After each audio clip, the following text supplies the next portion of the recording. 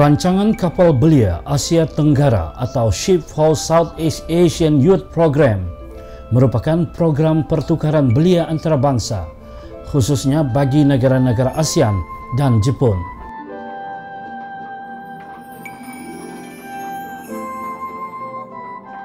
Program ini bermula sejak tahun 1974, dikelolakan dan ditaja sepenuhnya oleh kerajaan Jepun dengan kerjasama negara-negara ASEAN.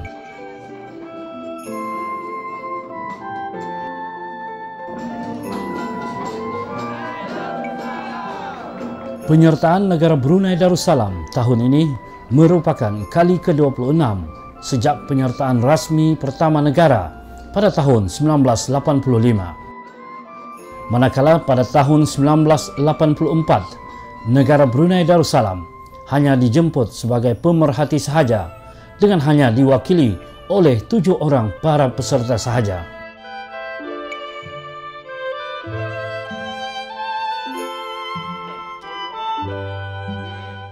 Antara objektif program ini ialah bagi melahirkan persefahaman dan kerjasama antarabangsa di kalangan belia-belia ASEAN dan Jepun.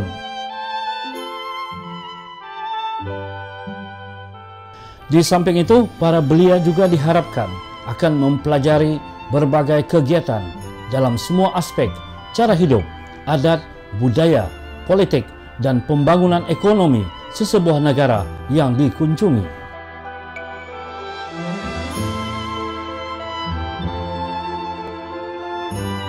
Negara Brunei Darussalam diundang kerana pada tahun yang sama, negara Brunei Darussalam telah menjadi salah satu anggota pertubuhan negara-negara Asia Tenggara, ASEAN.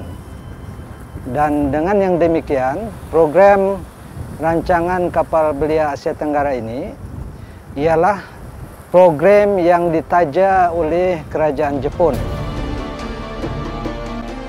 Kapal pertama Nippon Maru mula digunakan pada tahun 1974, sehinggalah pada tahun 1990 apabila kapal tersebut ditukar dengan kapal yang lebih besar dan mewah.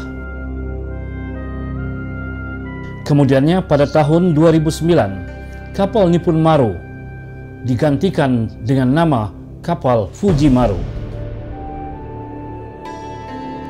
Setiap kali kapal belia Asia Tenggara dan Jepun ini berlabuh di Pelabuhan Muara, pastinya bekas para peserta akan terkenang kembali kenangan indah semasa di atas kapal persiaran yang menyerupai hotel 5 bintang terapung di permukaan air.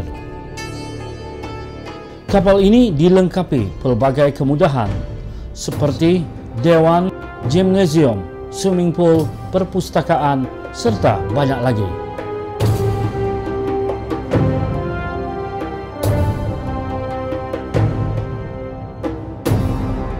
Program ini memberikan pendedahan kepada para belia untuk berkongsi dan juga mempelajari kebudayaan masing-masing. Di samping itu, mengikuti program kapal belia Asia Tenggara ini sangat bermanfaat untuk melatih kepimpinan, sekaligus mendapat pendedahan yang lebih baik dan pengetahuan yang lebih luas bagi membantu pergerakan belia di tanah air.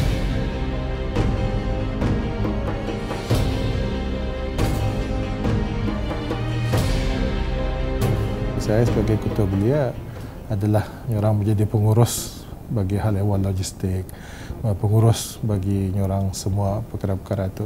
Jadi bagi saya pengalaman yang penting sekali yang saya dapati adalah menjadi seorang pengurus, dan alhamdulillah pada masa ini pengalaman tersebutlah yang saya gunakan untuk macam mana juga membahagian resources, sumber-sumber untuk di kementerian dan sebagainya.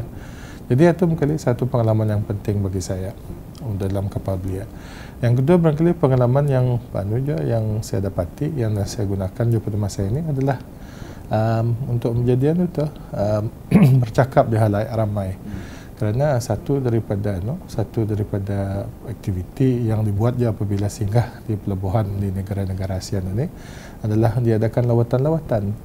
Dan sebagai seorang ketua, kali saya beberapa kali telah dipanggil untuk memberikan ucapan dan seterusnya memberikan ucapan balas. Kita kadang-kadang orang kalau ada pada masanya bersedia tu, artinya tahu kita ni akan memberikan ucapan. Tapi ada pada masanya dah bersedia tu, kadang-kadang dipanggil saja oleh NL, artinya bahnya anu tak sekarang balas balik kah, atau yang orang harus tanda berfikirlah macam mana kita ni orang membalas dan Jadi peranan youth leader ialah mengetuai solid group masing-masing, dan youth leader inilah yang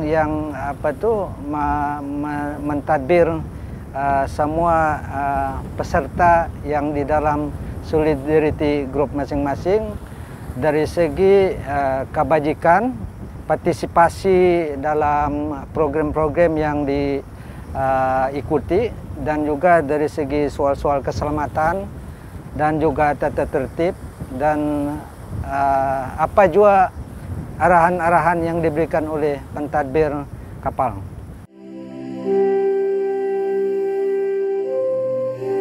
Program keluarga angkat yang telah diatur dalam rancangan ini telah memberikan pengalaman menarik bagi peserta-peserta untuk mendalami lagi budaya, masyarakat, tradisi dan gaya hidup sesebuah masyarakat di negara Asia Tenggara dan negara Jepun.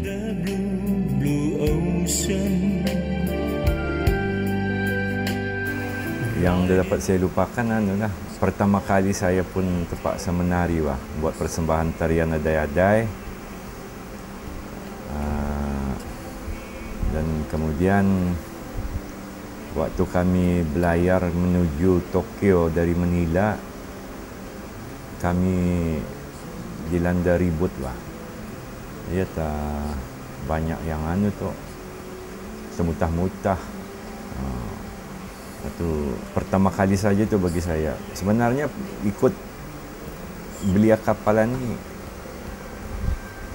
banyak pengalaman yang kata ni peroleh, yang baik-baik, yang bermanfaat, yang boleh kata ni gunakan, kata ni manfaatkan untuk diri kita ni, ahli keluarga kita ni. Semasa dalam pelayaran, para peserta melakukan pelbagai aktiviti menarik seperti perhimpunan rasmi mingguan, diskusi kumpulan, malam kebudayaan negara, aktiviti kebudayaan, pameran, dan aktiviti rekreasi dan klub. Selaku duta kecil, para peserta telah didedahkan kepada perbincangan ataupun discussion. Selain persembahan kebudayaan, aktiviti ini juga sangat penting kepada para peserta. Isu-isu semasa dan terkini selalunya menjadi topik pilihan untuk dibincangkan bersama, dan kemudiannya para peserta yang terdiri daripada 7 solidarity group akan memuatkan segala pendapat ataupun idea ke dalam resolusi di akhir perbincangan tersebut. Tidak dinafikan, peserta-peserta dari negara Singapura dan Filipina lebih menonjol dalam aktiviti ini. Waktu itu saya dipilih untuk menjadi pengurusi pada satu sesi perbincangan di Tokyo, dan pengalaman itu sangat berharga pada saya sebab pertama kali saya menjadi pengurusi bertutur dalam bahasa Inggeris, dan adalah sangat mencabar pada saya, tetapi alhamdulillah dapat dijalankan dengan berjaya dan dapat mencapai kepada matlamat yang dikehendaki pada masa itu. Antara cabaran yang dihadapi oleh peserta yang beragama Islam dalam program ini adalah bagi memastikan kehalalan setiap makanan yang hendak dimakan. Biarpun jauh di perantauan, namun bagi peserta yang beragama Islam, perkara ini sangat penting dari segi hukum syarak. Untuk mengelakkannya, kita ni itulah, kita ni pandai-pandailah membawa diri kita ni saja kan, kita ni indah sentuh ke, kita ni gunakan bahan lain lah untuk macam menggunakan lain lah. Macam saya akan menggunakan bahan yang macam saya bawa dari Brunei, macam apa ni, Maggi dan sebagainya, bahan-bahan tambahan itu untuk kita ni supaya tidak terasa lah lapar di sana. Yang mana Indonesia dan Malaysia adalah merupakan negara Islam yang lebih awal menyertai program ini, dan sudah tentu teguran-teguran telah diberikan oleh kedua-dua buah negara ini. Makanya dalam tahun 1985 kita tidak menghadapi masalah kehalalan makanan di dalam kapal, dan karena banyak makanan-makanan laut yang disediakan, sayur-mayur dan buah-buahan yang boleh kita pilih jika kita mempunyai keraguan dari segi makan-makan lain. Walaupun pada waktu tahun 92 tersebut cuma 6 peserta negara ASEAN yang mengikuti dengan Jepun, tapi kebanyakannya peserta tersebut beragama Islam, dan kehalalan makanan itu yang sangat-sangat dititik beratkan dalam acara rancangan kapal belia tersebut.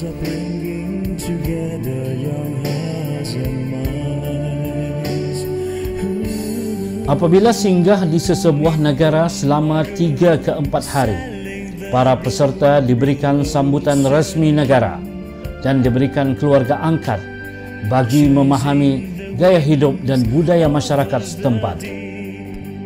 Di samping itu, para peserta juga diberikan ruang untuk berinteraksi dengan belia dan beliawani setempatan, melawat institusi strategik dan penting, kunjung hormat kepada pemimpin setempat, melakukan cultural performance bagi memperkenalkan budaya negara masing-masing. Yang jelas, kenangan indah sebegini hanya hadir sekali dalam seumur hidup. Cabaran yang dihadapi oleh para peserta semasa tinggal bersama keluarga angkat adalah mengenai bahasa. Ada sebahagian keluarga angkat di negara Jepun, Vietnam, Thailand, dan lain-lain tidak pandai berbahasa Inggris. Kadang-kadang peserta dan keluarga angkat terpaksa berkomunikasi dengan menggunakan bahasa isyarat sahaja. Tinggal semasa bersama keluarga-keluarga di negara Jepun, kerana di Jepun kita ni tahu masa tu memanglah keluarga ni kebanyakannya ada yang tidak tahu berbahasa Inggris, jadinya diorang lebih menggunakan bahasanya sendiri, itu bahasa Jepun. Jadinya jadi komunikasi kita ni sama diorang pun amat kurang dah tu. Jadinya kita mempunyai bahasa isyarat saja.